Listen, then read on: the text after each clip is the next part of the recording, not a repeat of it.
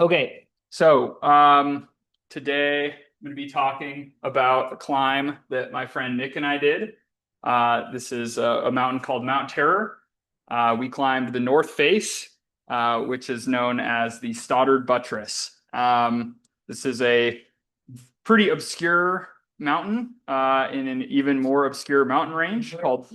This is in the Pickets in basically the central North Cascades in Washington State. I will show a map in just a second. Pretty mountain. Uh, yes, it is, isn't it just? Okay, where did my presentation slides go? Okay, there we go. All right. So, um, why this mountain range and a little bit of history about it. This is real. Yes, the line that we climbed is right here. It goes right up the center face here. This is Mount Terror. If you cannot see, I think I'm going to hopefully draw the approximate line right along there. So the Picket Range was named by Lage Wernstedt of the U.S. Forest Service, who mapped most of the range in the 1920s. Apparently, he was really in touch with his emotions because all the peaks here are named with names like Mount Fury, Mount Despair, Mount Terror, Inspiration Peak, and Mount Triumph. Then later on, once they filled all the major emotions, they started making up Germanic sounding names like the Ottohorn and Himmelgelsterhorn. Apparently, these were named because the later ascensionists were looking at the back of a mustard bottle and thought that they would just make up some names. Um, so just a little bit of backstory further on the Pickets. The range isn't, this is a quote from Forrest McBrien, who did a long expose on the entire range in Alpinist magazine, which is a very popular climbing magazine. He said the range isn't that big in geographic terms. It's only around 7 miles long at its widest span, with only 21 summits reaching over 7,500 feet. The southern trailhead is only a little more than 2 hours drive from Seattle. However, remote is the first word that people use for the Pickets. Local alpinist Colin Haley, who the climbers in the audience will certainly know who that is, describes the Pickets as probably the most inaccessible summits in the contiguous United States. Their isolation is better measured in time and effort than in distance. The range is synonymous with suffering, with adventure, with thankless toil, with defeat.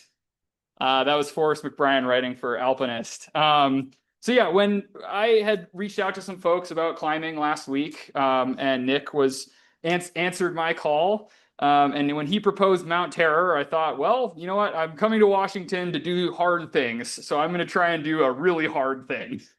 So this climb for me represented just a big culmination of a lot of different skills, which is why I was really excited to talk to you guys about it. So thanks for taking the time to listen to me. Thanks for sharing. One more commentary from Forrest on this climb to give you a little bit of context, historical context. In Alpinist 33, Rennie Jackson, another notable climbing historian, noted that by 1931, every major Teton peak had established routes. In the Pickets, by contrast, 1931 was the year of the first recorded technical climb. So this range saw a lot more exploration much later in its history, and it has remained with this veil of mystery around it pretty much ever since then. So this is a range that I have dreamed about entering for years. I've heard friends talk about horror stories of the Pickets and great adventures.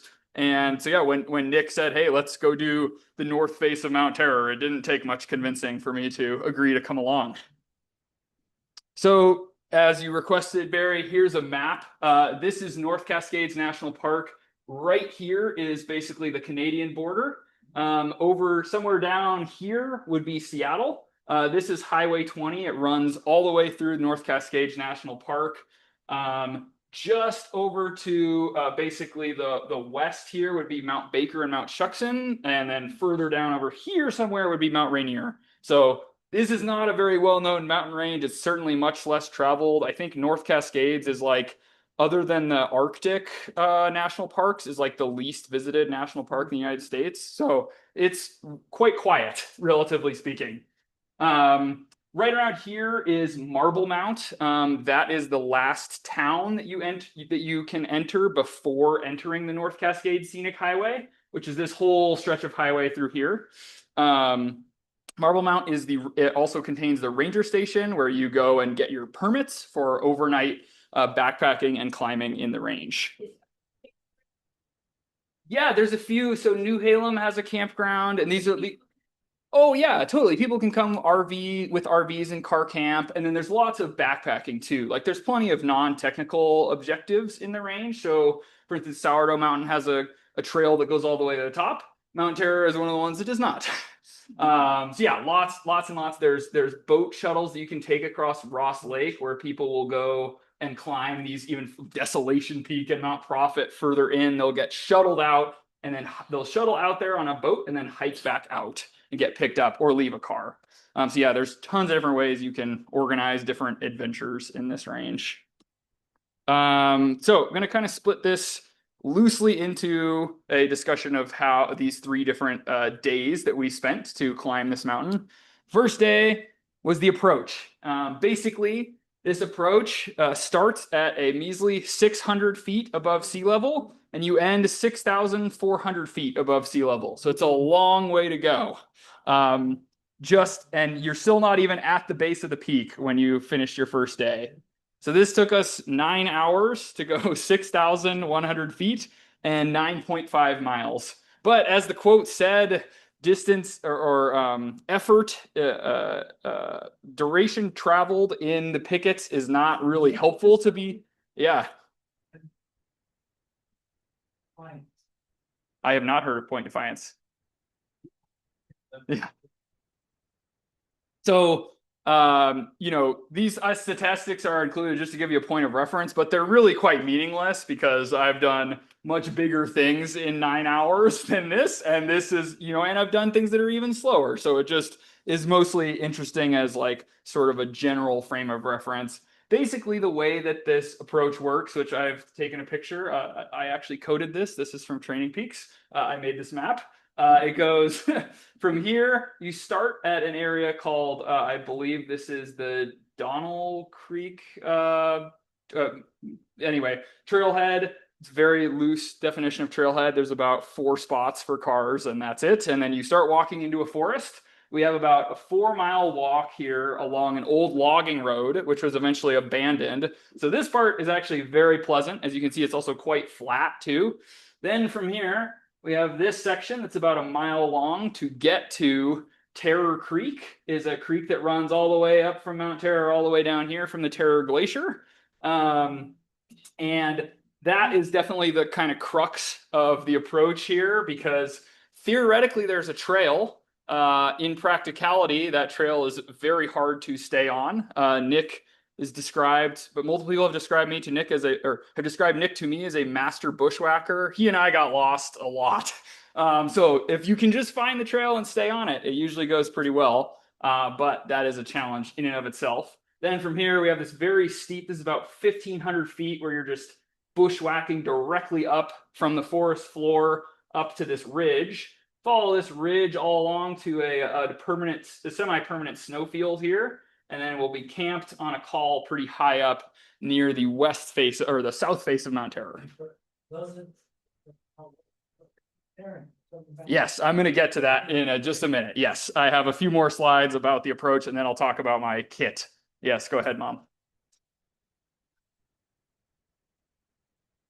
Indiana Jones nursing? Yes, it will. Yes, that was on day 1. Okay, so this is a quote from a very famous Russian alpinist, Valya Ivanov, who made the first kind of notable Soviet ascent in the United States. Some Americans suggested to some Soviets that they team up together and climb some peaks in the Pickets. Denali, no problem. North Cascades, problem. This was said after they had failed on their first attempt to climb Inspiration Peak and were hiking out in freezing rain. So this is Nick at the trailhead wondering where exactly the trail is that we're supposed to be following. It turns out there actually was a pretty defined trail, but we did have to sort of walk back and forth for a minute to figure out where it was. We did not have a machete. That might have been nice, maybe. So this is the picture that my mom was referring to of Indiana Jones maxing. There were large swaths of this trail where you might be, less than 100 feet from the trail, and you could still be totally bushwhacking through. There were large sections. This, for instance, is the kind of the crux, which is the hardest part, where there are just these huge boulders, and you're trying to navigate between them. Do you go up them? Do you go around them? Do you go over them? Do you go through them? Sometimes there are little passageways you could crawl through. This is there. Yeah, there's Nick. He's kind of blending in here. Sorry, this photo exported at a little low resolution. But yeah, Nick is in there right there.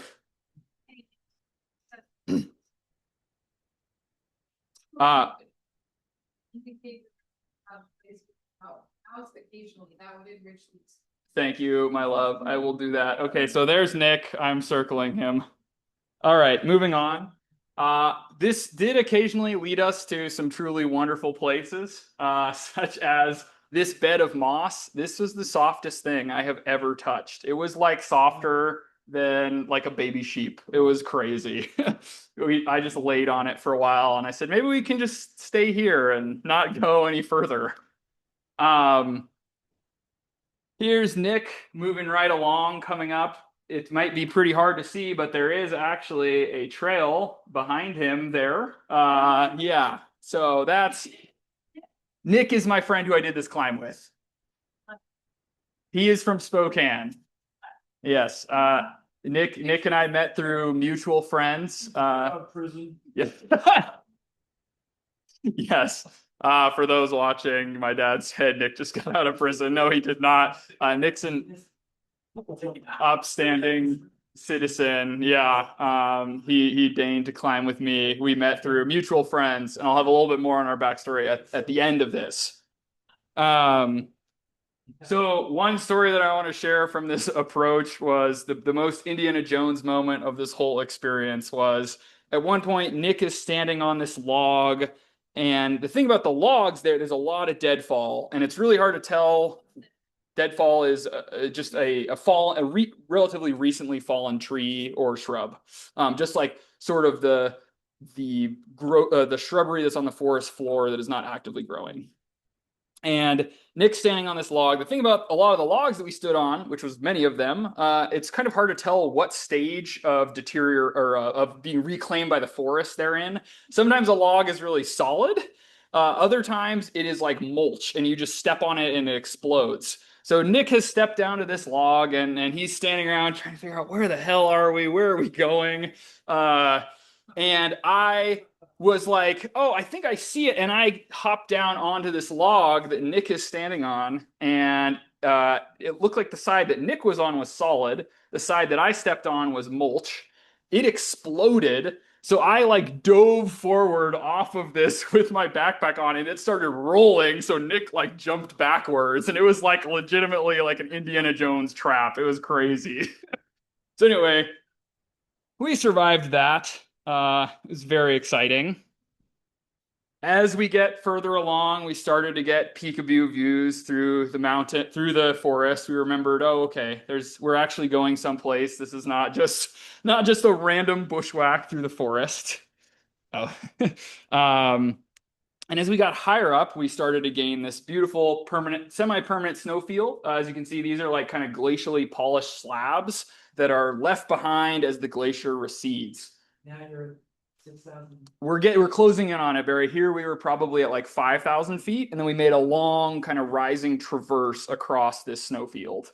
One thing that I want to shout out that's kind of cool, you can see these red streaks in the snow. That is algae that grows in the snow in the summer. So once you you'll see it a lot on a glacier. Once the yearly snowfall has kind of melted away, what will be left behind are these trails of algae that grow. And there's actually like a citizen science program that Nick is a part of, where he'll like go out and collect samples of the snow for researchers at UW to do glacial studies with. So that's kind of wild. It's a very important part of the mountain biosphere. So here's that rising traverse I was talking about. So we came from all the way down here, this ridge line. This is Terror Basin, this whole area in the background here. And then we are coming across, we've come up this way, cross all the way across to our call that we were staying at was kind of right on the edge of this photo. A call is a low point between two high points. So sort of like a saddle. Like if you picture like a horse saddle, a call is a geographic feature where there's like a depression between two peaks or just blobs or whatever. Yes, exactly. Yes, you call it at the call. Yes. Yeah. We had a general idea. I'll show you all in the next picture. You'll see how we knew where it was. So this is our camp. It's on this ridge line, and right behind me here, this is Mount Terror. This is the big thing. So we knew we were pretty much there. We knew we were going to be looking for this call, and that's how we. Yes, yeah. Basically, there are, theoretically you could camp anywhere. Like we had some friends who were camping further along over here in the snowfield, but we decided to camp here because we thought it was going to be really nice views. And we knew that we had gotten further enough along the trail to position ourselves well for the climb the next day. Yeah, exactly. It's this pointy one, yeah. So you'll see, you actually can't, this is the south face of Mount Terror. You can't even actually see the climb that we did. That's behind it. So we had to circumnavigate the mountain. This is, you can see right here, this is the west ridge. This down to this snow couloir here, which is like a chute. In between two rock walls. That's our descent route, was all the way along here. And then we walked way back along this snow slope and back to this tent. And of course, you studied your time. So you knew you had to be there, set up those things. Exactly. Yeah. So we got there with still a few hours to spare of daylight. Yep. It was pretty warm. Yeah. Yeah, for sure. Let me actually jump into this video of our campsite setup, which will hopefully answer some of those questions. Oh no. What up, MTV? Oh yeah, there we go. Welcome to my crib. Over here. It's cool enough for t-shirts. Crested Basin. The bedroom. Pretty sweet area. Alpine views, as you can see. Big bedroom, loads of space in there. Over here comes the gear storage. Anywhere you want. As you can see, we have pretty much ample storage for any type of gear. In this case, sure, finding gear for hang out. Oh yeah, so moving right along to our kitchen. It's really bespoke cooking area. We've got lots of natural seating built in here. It's really exclusive. Lastly, we come over to, our fridge here. Got plenty of cooler storage, pretty much as much as you can imagine. The only downside to this location is the only running water is about 1/10 of a mile down the glacier. But I'm here selling real estate right here in Terror Basin. I promise it's not as terrifying as the name sounds. Hit me up in some alpine real estate here in the North Cascades. So anyway, that was the video. Sorry, it was a little choppy. So yes, to answer your question, Barry, here's all the equipment that I had to bring, which is a lot. So I tried to organize it on this table. This was actually afterward packing for my next trip, which had most of the same equipment, but I'll go through really quickly just kind of some of the high level things. So I always bring 2 pairs of socks, and basically I got this from Steve House's, who's a very prominent alpinist, his camping or his climbing ethos, which is basically one day you're wearing the socks, and then at night you put the dirty socks in the sleeping bag with you, and then you cycle through them back and forth. And it actually works pretty well. You'd be surprised. If you keep them close to your body heat, they'll like dry as if they were in a dryer instead of getting all crusty and gross. So it works pretty well. And then now I actually correct, yeah. And it was warm enough. I would say like the lows over this week, the few days that we were there were maybe in the 40s at night, low 40s. And we have sleeping bags that are rated to 30 degrees. And then we had, a tent. So up there in this corner, you can see our tent. sleeping pads, which are rated to, they're like winter all-weather sleep, 4-season sleeping pads. I've got a puffy jacket, a windbreaker, some lightweight gloves, of course, a helmet and all my climbing equipment here.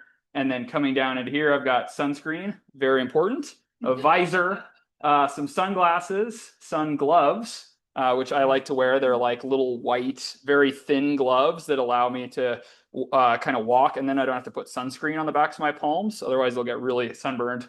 And then into our like kind of navigational stuff, I have an ice axe. This is like an ultralight ice axe. It weighs less than a pound.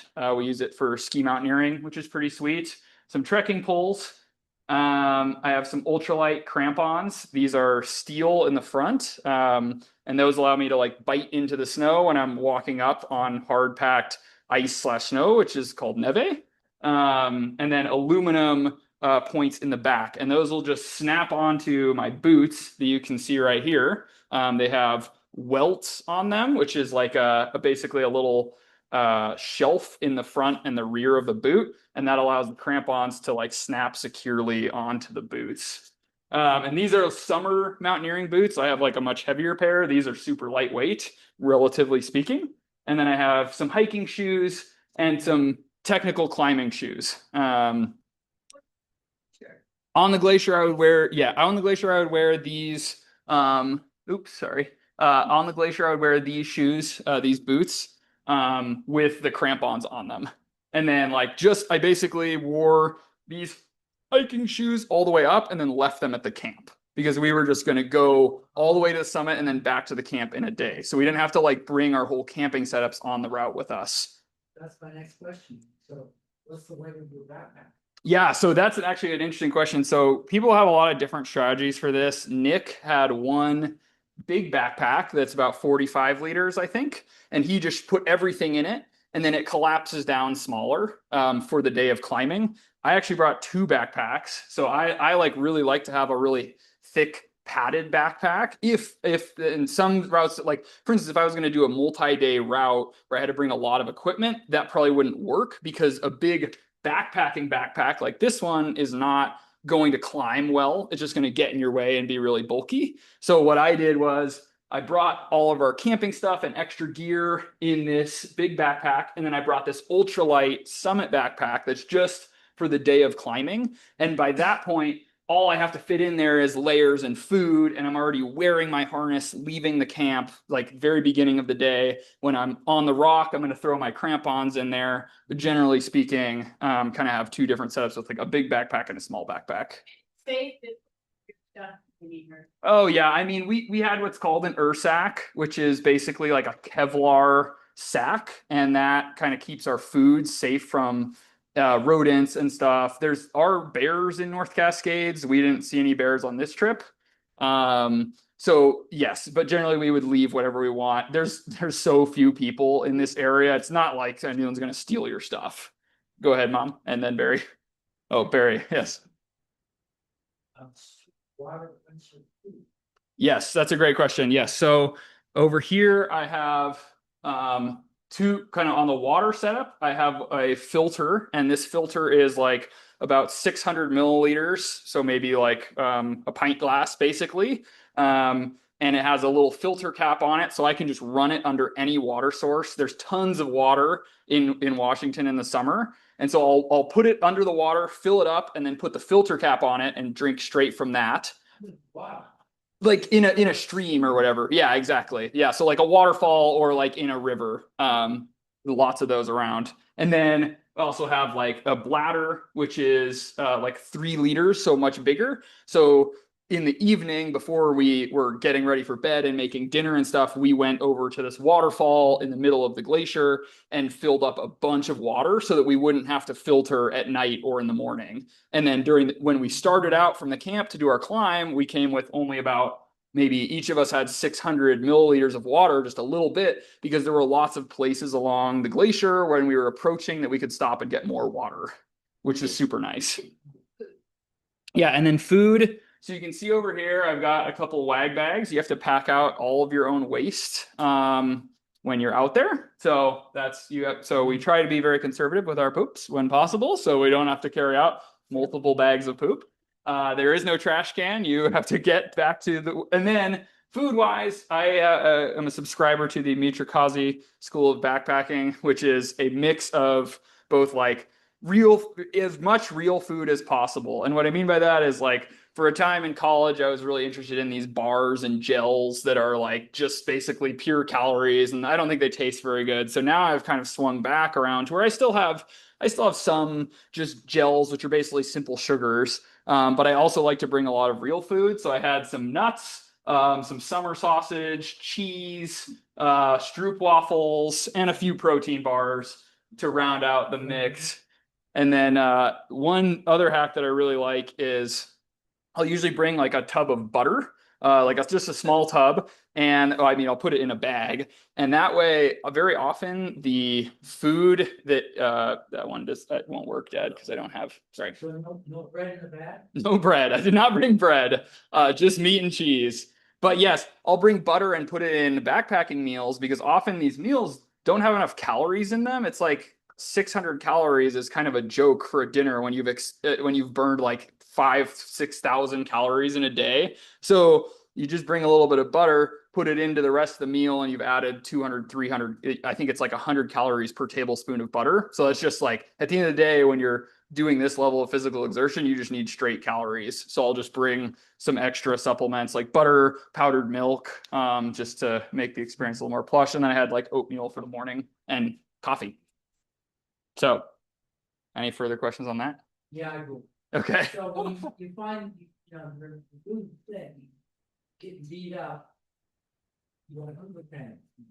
Yeah, so I will eat as I'm walking. Usually what I'll do is I'll cut a little bit of the summer sausage and the cheese into slices like before I leave for the day, and I'll have that in a quick access pocket, and I'll have some protein bars and stuff that I'll be eating. So it's like pretty much I try to eat something every hour, just to make sure that I do, and not bonking. Like that's what we call it when you suddenly crash because you haven't eaten or drank enough in this huge period of physical exertion. So you worried about conserving the amount that you got? I did actually forget a breakfast, and so on the evening of the last day, I was kind of trying to conserve food a little bit, just because I wanted to make sure I had enough energy to hike out safely. But for the most part, I bring enough.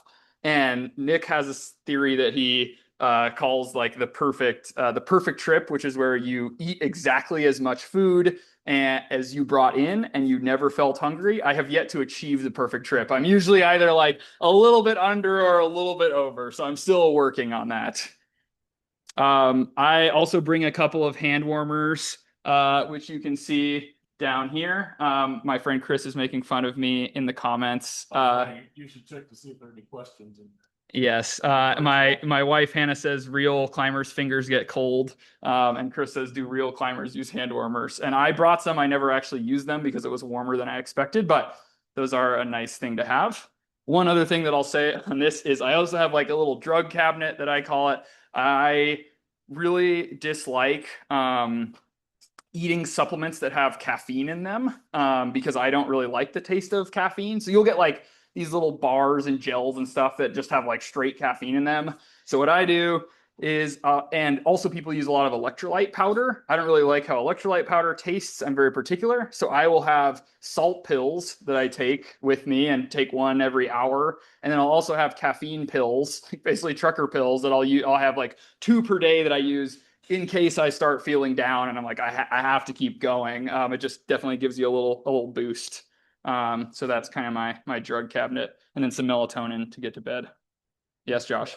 So what is the total weight of all of this? That's a great question. I wish that I knew. I did not weigh my bag. I'm guessing it was probably somewhere around like 35 pounds. Maybe Nick can comment if he weighed his pack.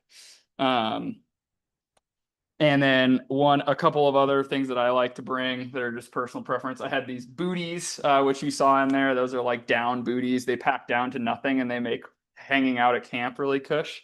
And I like to bring a pillow, because a little light, ultralight blow up pillow. And then I have a camp t-shirt just so that like I can take off my sweaty t-shirt, dry it, like hang it from trekking poles to dry it off as soon as we get to camp. Nick says, Sure. It was like 40s in the evening, and then I'd say like, oh, I was sweating profusely all the time for sure. Yeah. So I just have enough layers to make sure that I don't get cold. But so I had like a windbreaker and then a lightweight puffy. But generally speaking, I was in pants and a lightweight, what's called a sun hoodie, which is just like a synthetic base layer that has wicking properties, made of polyester. So, and it has a hood so that I can like wear it under my helmet. But here, well, a certain distance, you know, take a little, Like a break. yeah. Yeah, we would take breaks along the way. Yeah, like every few hours. Like we would take, a quick 2-minute break to eat like pull out a snack and filter water, and then every once in a while we'd take a longer break as needed. My partner Nick says, never weigh your backpack. You cannot allow the pack to sense your fear. So there you go. All right. Moving on, day 2, the climb. This route, just not even the approach, the actual climbing itself took us 18 hours. We gained another 5,000 feet, and it was around 6 miles to circle around 3/4 of the mountain. So here's Nick. At the morning, we wake up, we do what's called an alpine start, which means just waking up stupid early to make sure you have enough hours of daylight to safely get down. For us, we woke up at 4:30. I have done all sorts of hours or we woke up at 3:30 and we were walking out of camp by 4:30. I've done all sorts of alpine starts. Sometimes we start at midnight, 10 p.m., 2 a.m., 4 a.m., 5 a.m. It just depends on kind of what typically a lot of times it depends on snow conditions. If we're climbing like a snow or ice route, we need to start early because it starts falling down on you with the light of the sun. In this case, we just wanted to make sure that we woke up early enough because we really needed daylight pretty much right away to see where we were going to approach the climb. And then generally but we still want to start as early as possible to make sure we had maximum amount of light to get back to camp safely. So this is basically the route that we took. This is our camp at this notch right here. There's a problem. It's good. Yes, that was the other thing that I really wanted to do was climb something in Washington that's really committing. So basically, once we started going, once we dropped off the other side into this other cirque, we were pretty committed. We basically had to climb up the mountain or call a rescue. There was no like other way for us to get out of there. Fortunately, we didn't have to call the rescue, otherwise I wouldn't be standing here doing this presentation. So we walked along here, all the way along. This is just a kind of some temporary snow fields here. We climbed up this col. This is the Otto Himmelhorn, I think. Another one of those silly Germanic names. Then we dropped down off the other side onto here's the backside of that. This is the Mustard Glacier here. So this is why there was 5,000 feet of elevation, because we were only probably 1,500 feet below the summit elevation at our base camp, but we had to go all the way up and then back down and up again to get to the summit of the mountain. So it's very complex. Yes. Yeah. Well, Nick had actually done most of the research because he's been wanting to do this line for years. I was just the visiting climber from out of town who helped him pull it off. So we would descend down the Mustard Glacier, cross this whole glacier, go under this permanent snowfield here, and then climb up. This is the north buttress of Mount Terror. And then from there, you can see we had to descend the West Ridge and go back to camp. This is a very, very long day. As you can see, oops, can I go back? Maybe, nope. It's right here. And so then, okay, it's right here. Walk back. You have to walk that bridge back. Yes. So on our way down, Camille, we had like come up the backside here, basically going behind this to go up this. And then this is our descent track here, going all the way along. Yes. Yep. So we had some really beautiful views all the way along. This is like a section of steep heather that we were walking along. And as I mentioned, this mountain range is really quite remote. However, it was pretty hilarious because just the previous day, 2 of Nick's friends had actually climbed the same route that we were going to climb. which is exceedingly rare. This climb on average sees less than 1 ascent each year. It's very remote, so it's really far in there. And people just, people have, they want to climb stuff that's less committing. They want to climb harder stuff. This was this odd combination of both very committing and not crazy hard from a technical climbing perspective, which I'll come back to later. But anyway, this is Nick's friend John, who had tried the mountain multiple times in past years, and they'd always turned around, which is why Nick really wanted to do it this year, because we had beta that the approach to get onto the Mustard Glacier is usually too dangerous, which I'll get onto in a second. And there's just no way to actually get onto the glacier on the north side of the mountain, which you'll see in just a second from these photos. So, oh, I can't see that, but oh, someone says, okay, nice. Well, I'm glad they're enjoying the flowers. Yeah, they know that you're up there. Yeah, they do. On Monday morning, we reported into the ranger station. We said, hey, we're going to be climbing the North Face. We're going to be there for 3 days. We give them the models of our vehicles. And then, if someone else comes in and says these vehicles are still there, or if someone else reports us missing, then at some point they will start launching a search or something. I don't know how that works. I've never had to deal with it. But that's my general understanding. What's that? Oh, yes. And another thing, we do have InReach devices, which is basically like a little beacon. It's a satellite beacon. And so like every hour of our climbing day, I was sending my location to my wife and my mom. And so that way, like if somehow we got stuck or something, they would be able to, we would press the SOS button and coordinate a rescue, and then they would come to us based on the coordinates. It's not a cell phone. It's a dedicated little device that my mom actually purchased for me because she wanted to see my location for Christmas many years ago. But yeah, it's just like a little satellite device independent of your phone. We did know, yeah. We had a general idea that they were going to be in this area, but it was very helpful because they gave us beta or information on a very specific route that we needed to take to maximize safety and efficiency when we were doing this long traverse to get across the mountain. So it was very handy and very unusual too that they were there. Yeah, it was great. It was literally the day before they had climbed it, and we'd actually watched them descending, so we had a frame of reference for how long this day was going to take. We were watching them descending like at very last light, and we were like, okay, if we can just get up to the summit an hour before them, then we'll have a little more margin of safety because we'll have more light, which we ended up doing successfully. But only thanks to their beta, because they had basically gone the wrong way on the glacier and lost hours of time. So because they told us that, we were able to do it faster than them. So it was all very collaborative. So this is Nick walking along the snow fields. We started way over here. And then we came all the way along here. As you can see, he's walking. On summit day, we each had one trekking pole, which we would then like collapse and put in our backpack when we got to the technical climbing part, and one ice axe. And you kind of walk with the ice axe uphill, both because it makes sense ergonomically and it's safer if you start falling. You can very easily land onto your ice axe and self-arrest. So that's that slope right there that you could see Nick was coming. What's that? Oh, yes. Yeah. Okay, so this is the slope that Nick was walking on in that picture, and then we're going up this couloir, which is a snow, usually like it's a snowy gully. It's so generally a very steep, narrow passageway with rock walls on either side. And we were going to ascend this, and then from there we would drop down into a cirque on the complete north side of the mountain. Again, we're on the south side right now. Yes. How deep that snow is, and if you're going to sink down into your chest, or if you're just going to be able to like skip along. That's a good question. Usually at night, in the early morning, it's pretty firmed up. It generally refreezes at night, but we would sink in a little bit. So certainly like this objective, we weren't really concerned about that, but that's definitely a factor if you're skiing, because you can cause a wet slide avalanches where the snow gets so wet it slides under its own power. That wasn't really a concern here.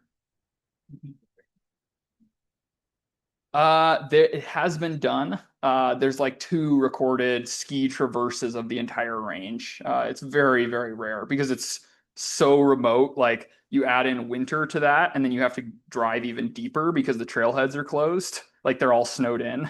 So it's like I mean, it's a massive, massive thing for sure. But theoretically, yes, you could ski this. Would you No helicopters are allowed in North Cascades National Park, so that's why it's so complex. No helicopters except for emergency vehicles. Yeah, yeah. Okay, so now we're on to this is the McMillan Creek Cirque. This area is just like astoundingly beautiful. There's probably less than 1,000 people in the world maybe who have seen this specific view from this angle. It's just incredible. So you can see this is the Mustard Glacier. We had basically come up from just behind this. There was another col or like low point in between two peaks. Here I am, this is a photo Nick took of me. I am setting up a rappel because this is a sheer rock face that we are going to rappel down to get onto the glacier. So at this point, we're totally committed and we're basically, we have to do the thing or else we're going to have to hike all the way out this McMillan Creek, which has even less of a trail than the way in does. About time they finally committed. So this, as you can see, we are rappelling into this dark hole down here. This is called a moat. Oh, sorry. Okay, this is called a moat down there. That's where basically the glacier is pulling away from the rock. And this is the crux. That's why people have not been able to climb it the last couple of years, because what happens is that early season, it's too snowed in to do any like face climbing on rock. You'd have to be using ice tools, and that's not what people are coming in here for. And then later in the season, the glacier pulls back so far that you just simply cannot get from the rock onto the ice without technical ice tools, which is way too heavy for this type of objective. So it's sort of a catch-22. So there was this really fine window that we heard from another guide friend of Nick's who said, this approach is in, meaning like it's doable. So we were like, okay, we have to get on this right now because this is like the king line of this range that very few people do, specifically because the approach is so hard. I am not. I took this picture. Oh yes, I am in this photo. Yes, that's me right there. Okay. So this is me setting up the rappel. I am not in this picture. I'm looking down. I would be right here in this corner. So this is the exact same wall. You can, yeah, so the rope was running down like right along there. Yep. So this is yes. The ice is totally off. Yep. It's far enough. It's not too far for you guys to make the jump or make the move Yes. from the rock to the actual glacier ice where you then either walk or cramp on. Exactly. Yeah. So But you'll studied all this. Decide we're not gonna deviate anything with you. Yep, all the signs are pointing, yes, we can go, we're safe. All right, this is a video from inside the moat. There's Nick there, getting ready to wrap. Just to rappel into this moat, which is pretty wild. And just look into probably another 50 feet deep of darkness. We're not going in there. Fortunately, we're not going that way. Yeah, so from there we climbed up. There's a little bit of excitement with the snow there, but basically we just climbed up 2 or 3 like a body length and a half up and rolled onto the snow above it with our ice tools, and then from there we could walk on down. So this is the view as we're walking down. So now we're on the other side. We're walking down into McMillan Cirque. Interestingly, there was actually a fire right there that day, which contributed to some of the haze in the previous photos. Fortunately, it was pretty small. It's actually gotten a lot bigger. Like all the smoke that you're seeing now in Spokane is from this fire, but it wasn't like that when we were there. It was like 2 acres. A lightning strike. Yeah, most fires in the North Cascades are lightning strikes, unfortunately. Yes, it was burning in talus, which is large boulders. And then, so like you can see it wasn't super smoky, and then it came back down. So now it's burning in this valley. Yeah, which is a super bummer. So most of this area that we're in right now is now closed right now, which is a shame. Yep. Yeah, the timing was quite good. So anyway, this is descending onto the Mustard Glacier. Pretty wild landscape. You can see all these crevasses down here. This is formed, so A glacier is moving ice. It's moving under its own power. And so the cracks form when the ice fractures, basically, and creates these holes where it's running, or the upper part keeps going and the bottom part stays stuck on the bedrock below it. You'll see another photo here in just a second. So this is an example of a crevasse, really big and deep. So you really don't want to fall in one of those, which is what we have a rope for. In this case, this was actually a really safe time to be on the glacier because early season, there can be what's called snow bridges, which is where the seasonal snowpack is still covering all the cracks in the ice. And so you don't know what's safe and what's not. Late season, it looks scarier, but it's actually safer because now you know where all the cracks are. And so you just walk around them. So this is a photo of Nick. Now, kind of crazy, I actually had not even seen the thing we were climbing until this moment when we turned the corner, and I was like, wow, okay, that's the thing that we're climbing. Because I wanted to kind of I was happy to let Nick kind of take the lead on research and just get to have this sort of novice or novel experience of just having no idea exactly what I was getting. Pretty good sense of what I was getting myself into, but just as far as looking at the line itself, it's kind of funny, but this was actually the least important part of the whole thing, the line that we were climbing, because I knew that it was well within my physical capabilities. And so I was mostly concerned about all the other stuff we had to do just to get to it. Once we got on the rock, it would be pretty easy. Thank you, Nick. Yes, thank you, Nick, says my dad. Okay, so now this is me. We are now, let me actually go back a second. I think I may have forgotten to actually put a photo of the line that we took, but basically what we did was traversed across this snowfield, hopped on here, which is a fourth class, which means like you're using your hands and feet, but it's not very hard. It's very secure and safe.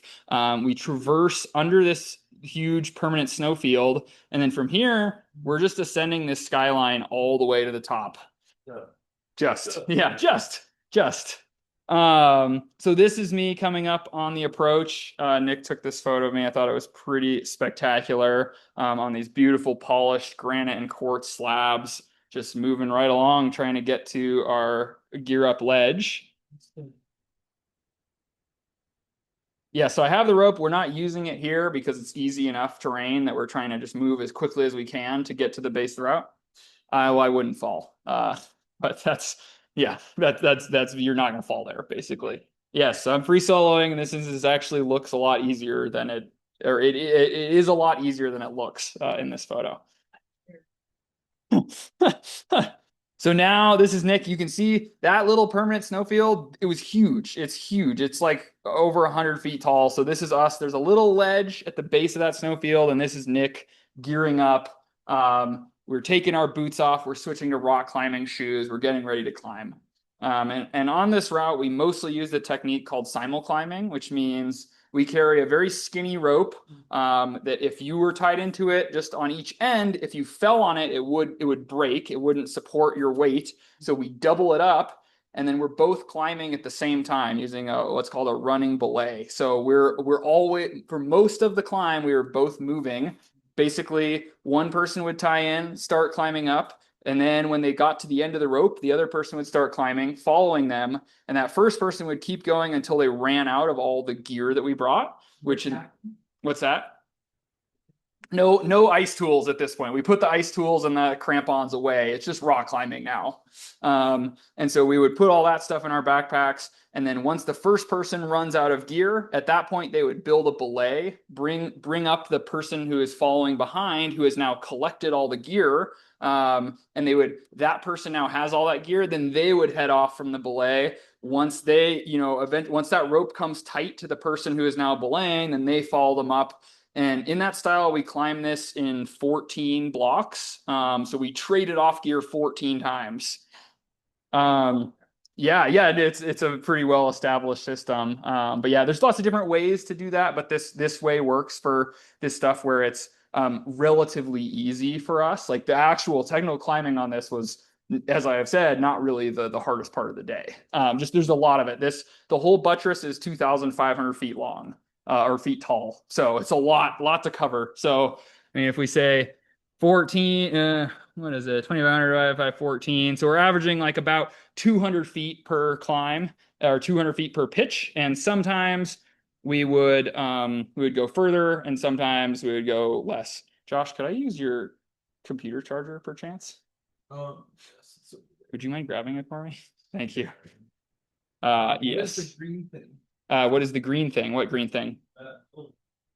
Oh, that lake, that's a glacial tarn. That's a lake that's formed by glacial recession. It's really sad. You can actually really see how evident it is that the glaciers are shrinking here when you look at photos comparing, the first ascent, which was in 1961 to now. It is really crazy how far the glacier has receded. 1 second, just plugging in my computer so I don't die mid-presentation. Thank you, Josh. No. But yeah, that's a good question, Josh. Yeah, those glacial tarns used to be really rare and now they're becoming increasingly common. So yeah, I'm not gonna go pitch by pitch. That'd be very boring.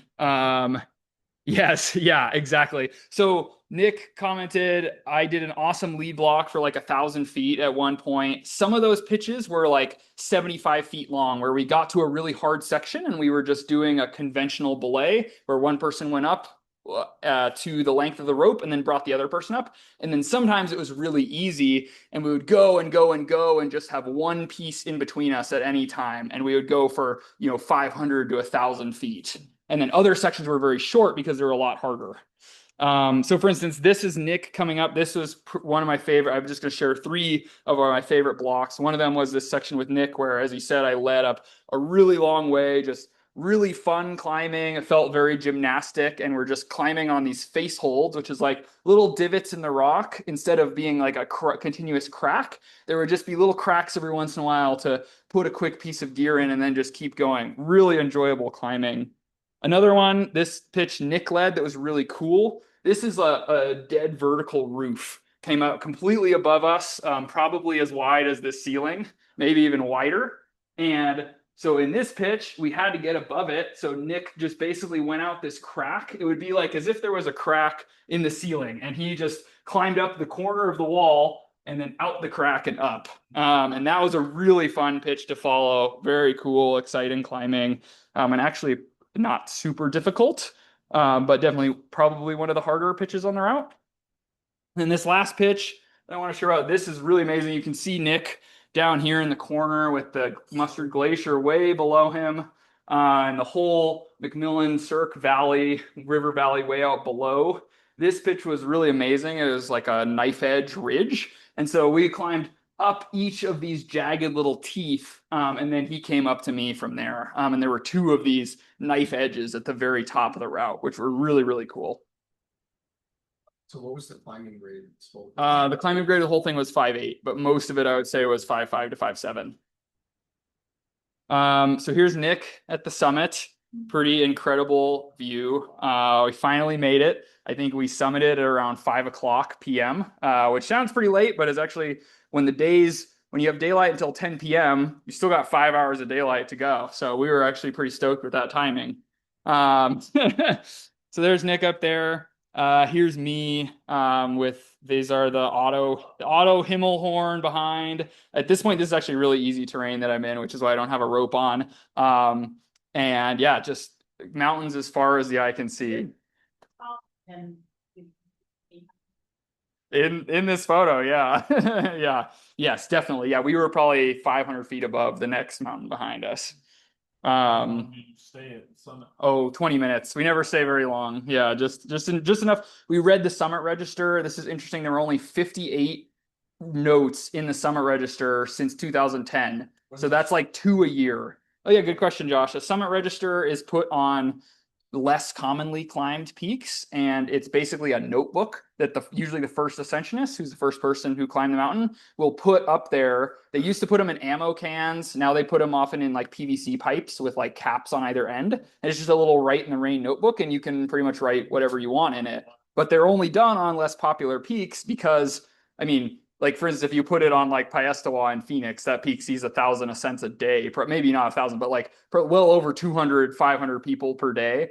This climb, this whole mountain probably sees 3 ascents per summer.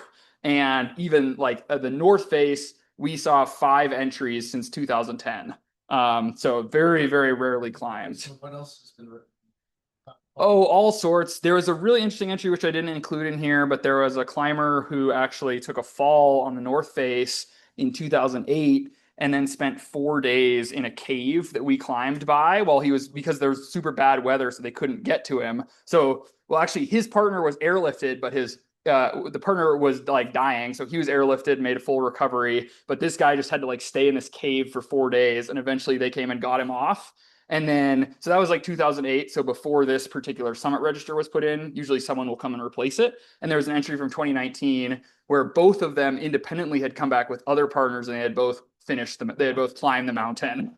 So that was pretty cool to read their entries. They're like, yeah, exactly. They're like, I'm done with this mountain. So that was pretty wild.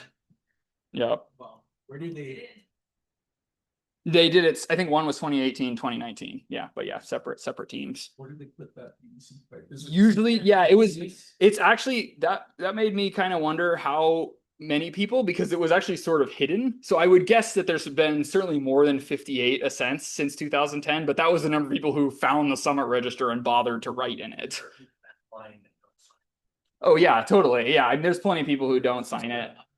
Yeah. Yeah, normally I don't bother to sign it, but I was just like, this is such a wild place. Yeah. And then we saw entries from famous alpinists too, which was really cool. Like, well, the oldest one was from 2010, but this register had been replaced. Usually what happens is like the person who climbs up, someone will say, hey, this mountain needs a new notebook. Can someone bring one up? And then they'll bring down the other one, and it'll be held in archives. Like there's a big national archive of climbing literature in Golden, Colorado, and another one in Seattle, in Portland. Yeah, and then the next ascension, so someone in 2010 brought up one to replace the one that had probably been there since 1930, which was the very first ascent of the mountain. So do they have a massive museum? Yeah, exactly. Yeah, I mean, they're not like really crazy museums. Like people care a lot less about this stuff than like like anything in the Louvre, for instance. But like it's still pretty cool to some of us. Okay, so now this is just showing the last bit of the descent. So we came down the West Ridge, which is a mostly 4th class climb with a few rappels. This is like us rappelling into the other snow gully, which as you can see is actually like a lot less steep than it looked in that photo that I showed earlier. Oh, sorry. And then this is Nick. We thought we were like over under on if we'll actually make it to camp without needing headlamps. We did run out of light like 30 minutes before we made it to camp. We had to hike back up right at the end, which was kind of a killer. Right at the end, another 300 feet climbing up steep snow to get back to our camp. But we made it to camp at around 10:30 p.m. after leaving at 4:30. So this is about 19 or 20 hours or maybe 18 hours to do the whole climb. And we ate some dinner and crashed. You left all your stuff there. We left, so we didn't have to. We just like got our Ursack out, got our meals and ate them really quick, watched the stars for a while, then went to bed. Yeah, exactly. Yeah, we took a shower and then we had hot water, with the pipe we brought. Hey, we not changing this side in particular, but how often does sunset dictate your guys' like travel paths or routes? Is that something you think about? Yeah, it's certainly a factor. Like I would say at this point, I'm pretty experienced enough to where like being out after dark doesn't really like scare me, but it's more just there's a lot more things that can go wrong when you're in the dark and you just don't know where you're going to. So if like I will very often climb like in El Dorado Canyon, which is near my house. I'll climb there for like, we'll start something at sunset because we've done it 1,000 times and we know exactly how to get off. With this line, we really wanted to we basically hit exactly our target, which was we wanted to be on that final snowfield before we ran out of light. Because like if we were rappelling down in the dark, there's what's called in situ anchors, which means like anchors that other people have left behind. So you might think of those as bolts. They're rarely bolts in the pickets, but they're like pitons that have been hammered in, or like a sling that's been left around a boulder with a carabiner on it. And so those things are a lot harder to see in the dark, especially if you haven't been down the way you're going. So that was sort of like why we wanted to get down before dark. But then often like at other times, it's just, I would say usually I'm definitely trying to get out of technical terrain before dark. Everything else doesn't really matter. It's like, okay, I can walk through the forest in the dark all night if I have to, and I have. But I definitely want to be off of a glacier at night as much as possible, just because there's a million, it makes everything more complicated. So yeah, this is a photo of that I took on our way out. At this point, all we had to do was reverse our steps. This is me in the morning making a pour over coffee at camp, which was pretty fun. I'm wearing my bug net here. There were some bugs. That's certainly a concern in the Cascades in the summer. Unfortunately, they weren't too bad for most of our camp, but in the morning there were a little bit of bugs. So we broke down our camp, put everything back in our backpacks, and then started our long hike out. So here's an example of how close you can be to the trail. So I'm like, according to my GPS, I was about 25 feet off of the trail here, and I had absolutely no idea where to go. So this is just an example of how complex it can be to get out of this zone where we thought we were on the trail. All of a sudden, it's like, oh no, we've been off the trail for at least the last 50 feet. Do we backtrack and try and like regain the last point we knew we were on the trail, or do we just thrash through until we reconnect with the trail at a different point? So that's basically the story, and I just want to share a couple of quick lessons that I learned. The first one was speed versus efficiency.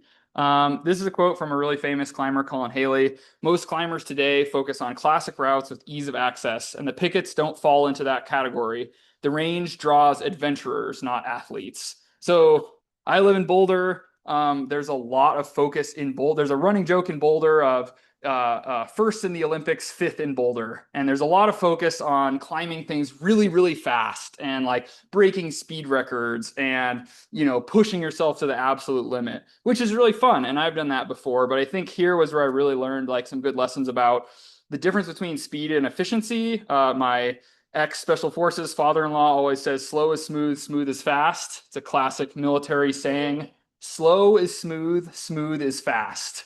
And that just comes back to efficiency. So when Nick and I were going in, those stats that I gave you for the first day, that's not particularly fast, but it is efficient for the difficulty of the terrain. Same with the second day, like 20 hours is a long time to have to take just for a summit day, but that's being efficient. We're not trying to be fast because we're not going to cut corners on a mountain this big where it could be days for a rescue to come if there's bad weather. Instead, we're just going to try and focus on being as efficient as possible, which was like just a good lesson to learn that, there's different tactics for different terrain. It's a lot easier to try and climb really fast when I'm on a route that is a 5-minute walk from my house versus obviously this one being days from civilization.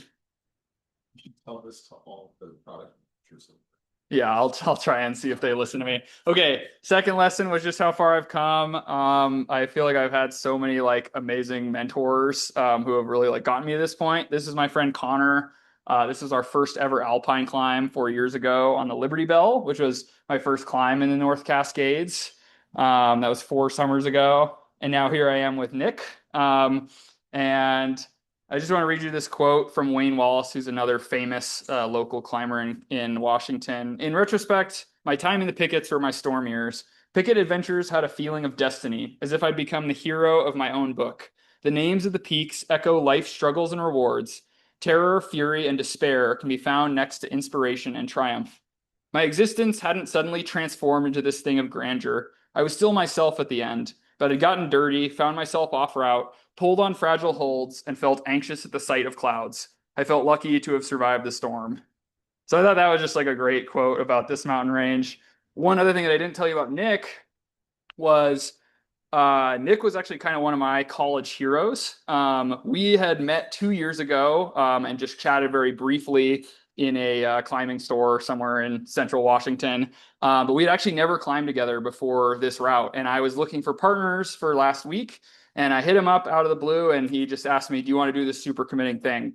And, we had other mutual friends who I had climbed with who he said that had told him like I was a solid partner to climb with. So it was just really cool to hear that from him. And at the end of our our day of climbing, as we were walking back in the dark, you said, I've really appreciated climbing with someone so dialed. And it's just like, that's a huge compliment for me, from someone who I really like looked up to for a really long time. So that was like pretty special, to hear that and realize, yeah, like that's come a long way since I made a million mistakes with Connor on the Liberty Bell 4 years ago. And then one more quote from Ed Cooper, who was on the 1961 first ascent team of this a slightly different variant of this route. We were all sorry when our adventure ended. For a moment, we'd clasped something larger than ourselves, made all the more precious for the struggle. We'd wrapped our hands around the Holy Grail and then left it where it had always been for future suitors, which I thought was a great description of rock climbing. So anyway, that's my presentation. Thank you guys for listening. Yes. So thank you everyone who came to Zoom. I'm going to call it there. Any questions? Is there, if anybody has